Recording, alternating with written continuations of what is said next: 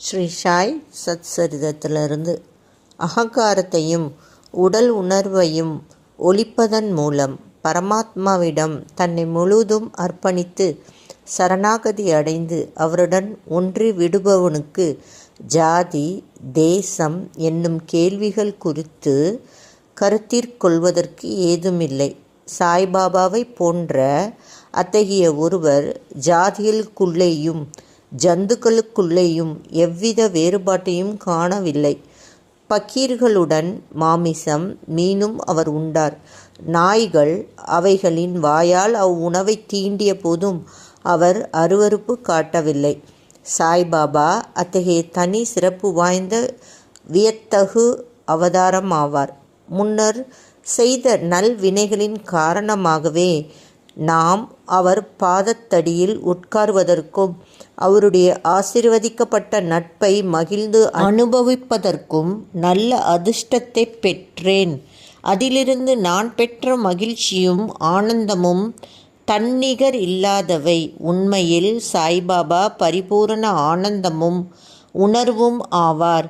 அவரின் உயர்வையும் தனித்தன்மை சிறப்பையும் போதுமான அளவிற்கு நான் விளக்க இயலாது.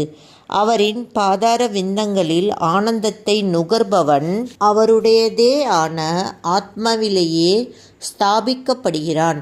முக்தியில் ஆர்வமுள்ள பல சந்நியாசிகள் சாதகர்கள் மற்றும் எல்லாவித மக்களும் சாய்பாபாவிடம் வந்தனர். எப்போதும் அவர் நடந்தார், பேசினார், அவர்களுடன் சேர்ந்து சிரித்தார்.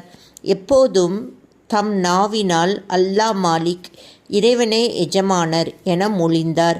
அவர் விவாதத்தையோ கலகத்தையோ விரும்பவில்லை. அவர் சில நேரங்களில் கடுமையாக இருப்பினும் எப்போதும் அமைதியாகவும் கட்டுப்பாட்டுடனும் இருந்தார். எப்போதும் முழு வேதாந்தத்தையும் போதித்தார். கடைசி வரை பாபா யார் என்பது ஒருவருக்கும் தெரியாது. அரசர்களும் ஏழைகளும் அவர் முன் சமமாக நடத்தப்பட்டனர். அனைவருடைய ஆழ்ந்த இரகசியங்களையும் அவர் அறிவார்.